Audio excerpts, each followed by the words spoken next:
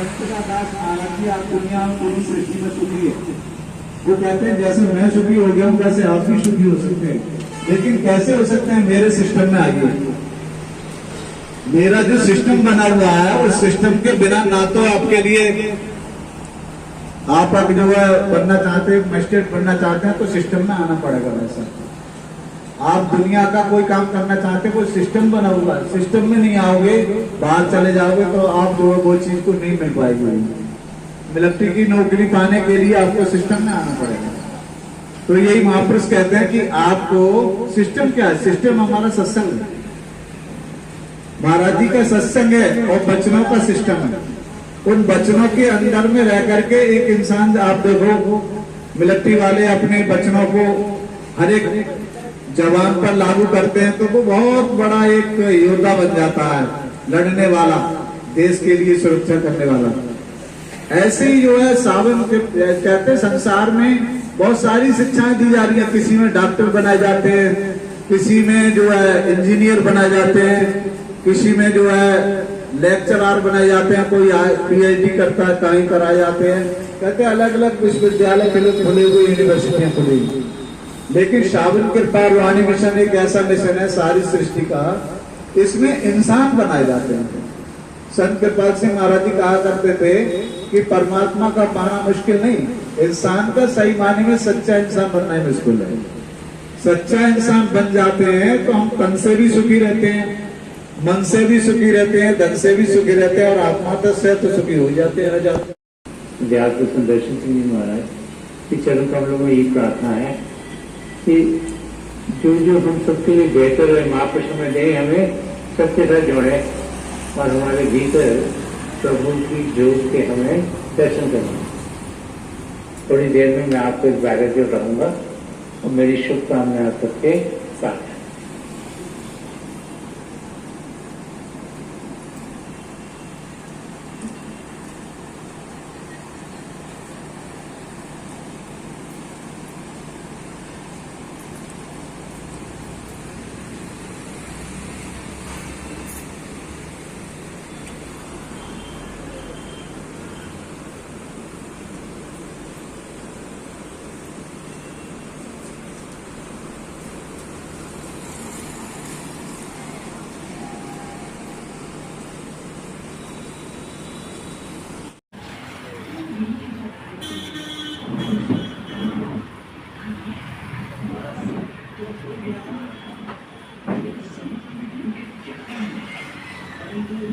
हमारे बुजुर्गों, माताओं, भाइयों और बहनों, आज हम सब बहुत खुशनसीब हैं कि सावन कृपा रूहानी मिशन के द्वारा मुझे भी आपके चरण कमलों में बैठने का मौका मिला। मैं आपको सौभाग्यशाली समझता हूँ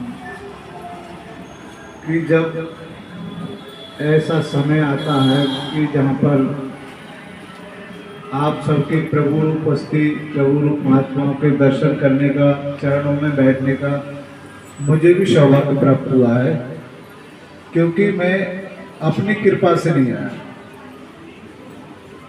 परमात्मा की कृपा से आया। और हम सबको ये समझना चाहिए कि सृष्टि में पत्ता भी अगर हिलता है ना तो प्रभु की कृपा से हिलता है। तो आज सब हम सबको, अभी भाई साहब ने भी बताया कि ये बड़ा खुशी का दिन है कि आज सावन कृपा मिशन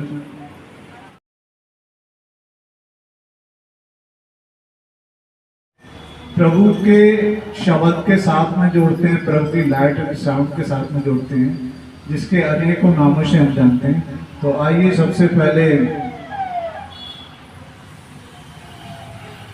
एक भजन पेश करते हैं आप सब लोगों के लिए, और आप सब लोग साथ में बुलवाएंगे भी हमारे साथ में, क्योंकि यहाँ पर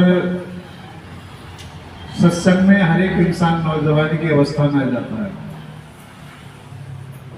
क्योंकि जो आत्मा से बलवान हो चुका हो वो शरीर से भले ही कमजोर हो, लेकिन उसके अंदर वो प्रबल इच्छा है प्रभु को पाने की, तो वो कभी भी वृद्ध नहीं होता। तो आइए हम सब, ये कबीर साहब महाराज जी का ये भजन है, हम सबके समक्ष आ रहा है। कबीर साहब भी हमारी जिंदगी के बारे में बताते हैं कि ये जिंदगी क्यों मिली है और किस लिए हम संसार में आए हैं। तो ये हमें समझाने की कोशिश कर रहे हैं कबीर साहब। जन्म तेरो बीत गयो, जन्म तेरो बातों ही बीत गयो रे तूने, कबहू न कृष्ण कहूँ जन्म तेरो बातों ही बीत गयो रे तूने।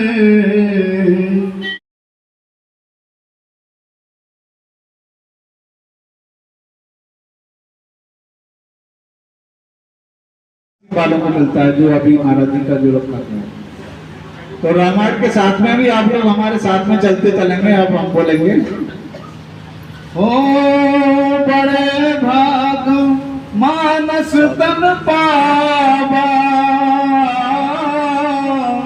सुर दुर्लभो सब ग्रंथन गावा, राम सिया राम जय जय राम, राम सिया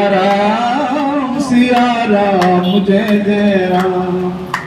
हो साधन धाम मोक्ष कर द्वारा, पाए न जहे परलोक सवारा, राम सिया राम जय जय राम।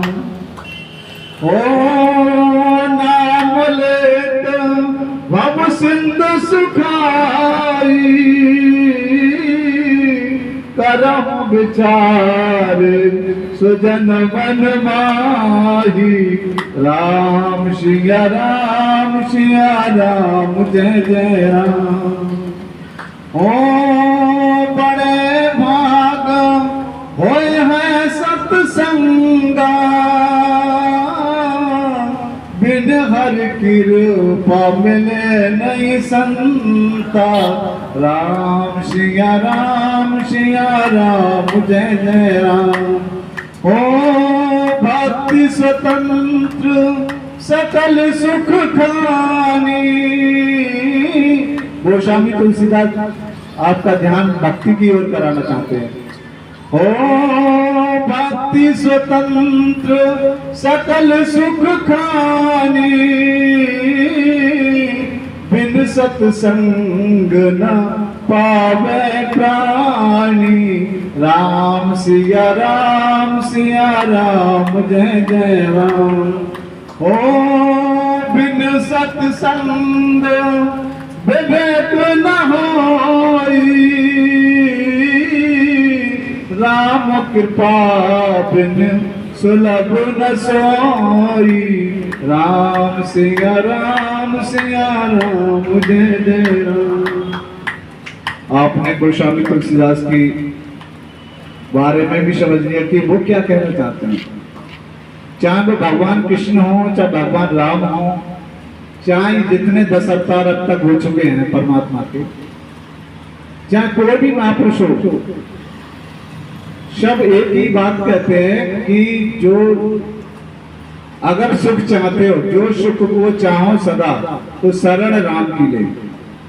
परमात्मा की शरण चाहते हो, अगर सुख चाहते हो तो परमात्मा की शरण में आपको आना पड़ेगा। तो ये कबीर साहब, मैं ज्यादा समय ना लेते हुए, क्योंकि समय की बाउंडेशन है थोड़ी सी, क्योंकि इंसान की जैसे जिंदगी का समय होता है कि भाई आपका समय समाप्त, जाइए टाटा बाबा करके, ऐसे सत्संग का भी समय समाप्ति होता है, खत्म कभी नहीं होता, क्योंकि इस जिंदगी के बाद दूसरी जिंदगी मिल जाती है इंसान को। तो कहते हैं बड़े भागों से इंसानी जन्म मिला, गोस्वामी तुलसीदास कह रहे हैं। जो जन्म पाने के लिए देवी देवता तरसते हैं। जिस देही को सिमरे देव सो देही बाजार की सेव, वो शरीर पाने के लिए देवी देवता तरसते हैं। वो आज हमें मिला हुआ, हम क्या कर पा रहे हैं? हमने यही किया, इस संसार में आने के बाद में अपने शरीर को सजाते रहे, अपनी इच्छाओं को पूरी करते रहे। मैं सही है, मेरी भौजी सही हो जाए, मेरे चच्चा सही हो जाए, इनको सारी जिंदगी बातों में निकाल दी। एक कवि शब्द कह रहे हैं, जन्म तेरू बातों में बीत गए, तूने कबो न कृष्ण कहो। लेकिन दिल से परमात्मा का भजन नहीं किया। अब आदमी कहता है हम परमात्मा को क्यों याद करें? अरे परमात्मा को याद नहीं करोगे तो जिसने भेजा, लाखों करोड़ों जन्मों से हम भटक रहे थे 84 लाख जयजुन में। आप 84 लाख जयजुन की काउंटिंग अगर की जाए ना तो आपकी उम्र थर्रा उठाएगी। 30,000 प्रकार के वनस्पति बनना पड़ता है, आप हिसाब लगाइए। 27 लाख प्रकार के कीड़े मकोड़े इस योनि में जाना पड़ता है। कितने हो गए? 57। 14 लाख प्रकार के जल के जीव, 9 लाख प्रकार के उड़ने वाले पंछी और 4 लाख प्रकार में यक्ष किन्नर देवी देवता भी आते हैं। ये भी 84 लाख में है,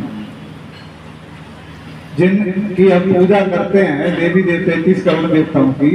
ये भी 84 लाख में। ये भी कहते हैं परमात्मा से कब हमें इंसानी जन्म मिले, कब हम भक्ति करेंगे आपकी, कब मोक्ष प्राप्त होगा। ये काल भगवान का जो फंदा पड़ा हुआ है गले में हमारे, ये कैसे छूटे? ये देखो पढ़ लिख के तो छूटता नहीं, और कोई ऐसा यंत्र नहीं बना है जो परमात्मा तक पहुंचने के लिए, हेलीकॉप्टर नहीं बना है जो आज पहुंच जाए अपने बैठा भी पहुंचता है। ये कर्म का विधान लगा हुआ है इंसान के ऊपर। 3 तरीके के कर्म चढ़े हुए हैं, एक संचित कर्म, एक प्रारब्ध कर्म, एक क्रियामान कर्म। ये कर्म पीछा नहीं छोड़ते।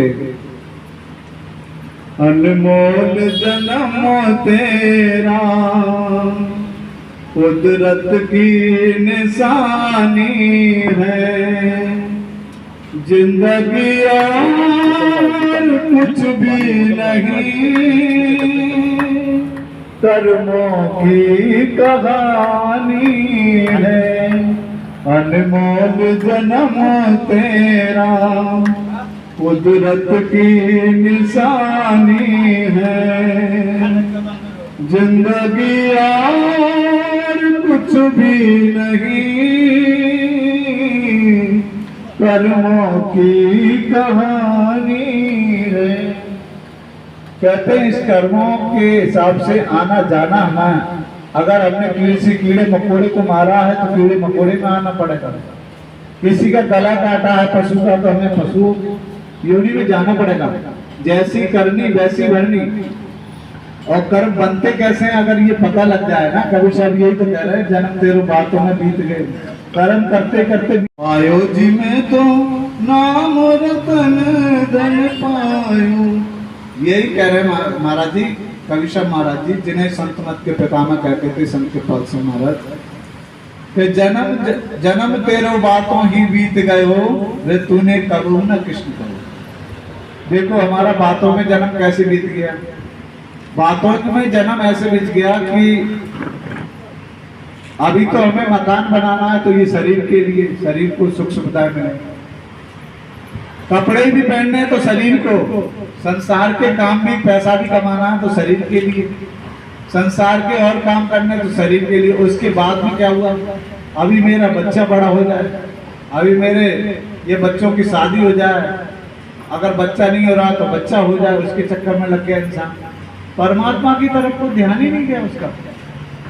जब अंत समय में जिन बच्चों को पढ़ा करके लिखा करके बड़ा कर दिया, जब उन्होंने लात मारी हमारे, तब हमारी समझ में आ गया। या तो समझ में जब आता है जब दुनिया वाले ठुकराते हैं, या समझ में जब आता है जब जमराज का डंडा मूड पे लगता है लास्ट में। कहे कबीर सोई धन जागे, जब जब का डंडा मूड में लगा, जब अंत समय में कि मैंने कुछ नहीं किया। बातों में बीत गया हमारा जन्म। कबहु न कृष्ण कहो, कहते हैं उस कृष्ण के दीदार करने लिए भगवान कृष्ण जी महाराज के दीदार कब होते हैं, तब होते हैं भगवान कृष्ण जी महाराज कहते हैं, हे अर्जुन तू मुझे चमड़े की आंखों से नहीं देख सकता, उसके लिए मैं तुझे दिव्य चक्षु देता हूँ, थर्ड आई जिसे सिंगल आई, दिव्य चक्षु तीसरा नेत्र बोलते हैं, भगवान शिव शिव नेत्र भी बोलते हैं। कहते हैं कि ये नेत्र सबको दिया, चाहे वो हिंदू हो, चाहे मुसलमान हो, चाहे सिख हो, चाहे ईसाई हो, चाहे किसी भी धर्म का मानने वाला हो, चाहे किसी भी देश का हो, परमात्मा ने सबको दिया है। कहते हैं कि दिव्य चक्षु से, कहते हैं दिव्य चक्षु लगाओ सूरत अल्लाह के स्थान, एक कोठरी में जाकर के वहां बैठा लो से बाहर गेट पर, और उसके बाद में इससे कह दो कुत्ता नहीं आ पाएगा, अंदर कुत्ता बिल्ली ना जाए। ये जिंदगी की सच्चाई है, महापुरुष जो कहते हैं। अब जब डंडा दे दिया था कुत्ता मारने का, और कवले अंदर घर में रखोगे, कमरा हमारा स्टाइल लगी हुई है तो ये थूकेगा, और फिर भगवान भी कहेंगे हमें बटोरना पड़ेगा, ये नरक जिंदा हमें यहाँ पे करा रहा है, बेफालतू में बाहर ही डाल दो, वहीं लैट्रिन बाथरूम पेशाब करता रहेगा। आप रात में पानी मांगते हो तो पानी मांगते कुछ हो, जबान से कुछ निकलती है। पानी कहते आप दूध मांगते हो तो कोई आदमी पानी लेके आ जाता है, कहते पापा लस्सी मांग रहा है दूध। उसके बाद में क्या होता है, और होश कब आती है, जब वृद्ध वयो तन आलस समझे, होश कब आती है, जब हम बीमार हो जाते हैं तो वेंटिलेटर पे पड़े होते हैं, डॉक्टर इंजेक्शन लगाते हैं, नर्सें जो है राश ट्यूब डालती हैं, नाक में भी मुंह में भी जब पड़ती है ना, तो यहाँ से भी सांस लेना बंद करते हैं, फिर ऑक्सीजन से सांस कर देंगे। तब कहीं पता लगता है कि यार घर वालों को खूब पसीना बहा करके हमने ये कर दिया, और बुढ़ापे में हमारा साथ नहीं दे रहे। तब इंसान कहता है मैं कहाँ भागूं, वृद्धाश्रम का सहारा लेता है, जहाँ आप परमात्मा, आपका ध्यान परमात्मा की ओर हो रहा है, परमात्मा आपको अपनी ओर बुलाना चाहता है। यहाँ से अच्छा जगह मिलेगी कम, हमें तो दुनिया ने लौटा, गैरों का कहा दम था, हमारी किस्ती वहां डूबी जहाँ पानी कम था, हमारे घर वालों ने लूट लिया ना, कहते जो जितने हमने पैदा किया वो सब लूट लिया। देखो दुनिया में 4 सुख होते हैं, आपके लिए बताओ, बाहरी सुख की बात कर रहा हूँ। पहला सुख होता है निरोगी काया, शरीर से आप सही हो, कोई दिक्कत नहीं, सुख है। दूसरा घर में हो माया, माता जी देखो ये भागवत गीता में वो तो एक एग्जाम्पल ले लेते हैं, ये चीजें कम बताई जाती हैं। एक कोठरी में जाकर के वहां बैठा लो से बाहर गेट पर, और उसके बाद में इससे कह दो कुत्ता नहीं आ पाएगा, अंदर कुत्ता बिल्ली ना जाए। ये जिंदगी की सच्चाई है, महापुरुष जो कहते हैं। अब जब डंडा दे दिया था कुत्ता मारने का, और कवले अंदर घर में रखोगे, कमरा हमारा स्टाइल लगी हुई है तो ये थूकेगा, और फिर भगवान भी कहेंगे हमें बटोरना पड़ेगा, ये नरक जिंदा हमें यहाँ पे करा रहा है, बेफालतू में बाहर ही डाल दो, वहीं लैट्रिन बाथरूम पेशाब करता रहेगा। आप रात में पानी मांगते हो तो पानी मांगते कुछ हो, जबान से कुछ निकलती है। पानी कहते आप दूध मांगते हो तो कोई आदमी पानी लेके आ जाता है, कहते पापा लस्सी मांग रहा है दूध। उसके बाद में क्या होता है, और होश कब आती है, जब वृद्ध वयो तन आलस समझे, होश कब आती है, जब हम बीमार हो जाते हैं तो वेंटिलेटर पे पड़े होते हैं, डॉक्टर इंजेक्शन लगाते हैं, नर्सें जो है राश ट्यूब डालती हैं, नाक में भी मुंह में भी जब पड़ती है ना, तो यहाँ से भी सांस लेना बंद करते हैं, फिर ऑक्सीजन से सांस कर देंगे। तब कहीं पता लगता है कि यार घर वालों को खूब पसीना बहा करके हमने ये कर दिया, और बुढ़ापे में हमारा साथ नहीं दे रहे। तब इंसान कहता है मैं कहाँ भागूं, वृद्धाश्रम का सहारा लेता है, जहाँ आप परमात्मा, आपका ध्यान परमात्मा की ओर हो रहा है, परमात्मा आपको अपनी ओर बुलाना चाहता है। यहाँ से अच्छा जगह मिलेगी कम, हमें तो दुनिया ने लौटा, गैरों का कहा दम था, हमारी किस्ती वहां डूबी जहाँ पानी कम था, हमारे घर वालों ने लूट लिया ना, कहते जो जितने हमने पैदा किया वो सब लूट लिया। देखो दुनिया में 4 सुख होते हैं, आपके लिए बताओ, बाहरी सुख की बात कर रहा हूँ। पहला सुख होता है निरोगी काया, शरीर से आप सही हो, कोई दिक्कत नहीं, सुख है। दूसरा घर में हो माया, माता जी देखो ये भागवत गीता में वो तो एक एग्जाम्पल ले लेते हैं, ये चीजें कम बताई जाती हैं। आपने अगर महाराज जी से नामदान ले लिया दिल्ली जाकर के, तो मैं एक गुरु अपने ऊपर ले लेता है। जब आपका अंत समय आता है तो आपसे कहा जाता है सिमरन करो, ध्यान करो, कोई जन्म जन्मोनि यतन कराई, अंतराम क्या आपस में। कहते अंत समय में कोई इच्छा भी अगर आपकी रहेगी तो वो बन के आप आ जाओगे, चाहे भक्त हो, भले राजा भरत जो है हिरण की योनि में आ सकता है, तो आप कौन सी खेत की मूली होगी। इसलिए भक्त को भी ये चाहिए कि अंत समय पे परमात्मा के नाम का सिमरन करे, दूसरा ध्यान ना आए। तो ये करें कब नित कंठ सत्संगत तूने कबू न कही वृथा जन्म गयो, ये संसार मतलब कालो भी झूठो ठाट रचो, कहत कबीर समझ मन मोरख, तू क्यों भूल गयो रे तूने कबहू ना कृष्ण कहो, जन्म तेरो बातों ही बीत गयो रे तूने कबहू ना कृष्ण कहो। तो ये करेंगे संसार मतलब का लोगे, कुटुंब परिवार मतलब का, बिना धन पास नहीं आए। जब तक धन है आपके पास रहेगा और धन निबट गया उसके बाद में कहते हैं हटाओ, इनको भी हटाओ, ये भी किसी काम के नहीं है, कबाड़ा में डाल दो। जैसे कबाड़ा लोहा डाल दिया जाता है कबाड़ खाने में, तो उसे बेच दो 25 रुपए किलो पे, ऐसी आपकी तो कोई कीमत भी नहीं होगी उसमें, उसका कबाड़ा तो फिर भी 25 रुपए किलो पे बिक जाता है। कहते हैं जब ये कह रहे हैं कि ये संसार मतलब का लोग भी झूठा ठाच रचो, ये संसार जितना भी देखते हैं ये झूठा, एक पल का सपना है कि जिंदगी ख्वाबे मुसलसल के सिवा कुछ ना सही। इसकी तारीफ तो दर्शक को बता दे साकी, वो शलीका हमें जीने का सिखा दे साकी, जो गमे दहर से बेगाना बना दे साकी। दूसरा एक बात आप ध्यान कर लो, आप दुखी 95% इसलिए भी हैं, जिस दिन आपने ये समझ लिया कि सारी गलती मेरी है, बुरा जो देखन में चला, कभी सामने का बुरा ना मिलिया कोई, मुझे कोई संसार में बुरा नहीं मिला, और जो दिल खोजो आपने तो मुझसे बुरा ना। अच्छा कोई आपकी निंदा करता है तो आप लोग नाराज होते होंगे, है ना, कोई बुराई करते हो, लेकिन कभी सामने तो कहा है निंदा करे तो करने दो। निंदक नियरे राखिए आंगन कुटी छवाए, बिन पानी साबन बिना तन को करे सोहाय रे भाई, तन को करे सोहाय। कहते हैं अगर निंदा करने वाला आपकी निंदा कर रहा है तो ये समझ लो आप कर्मों का बोझ हल्का हो रहा है। कैसे?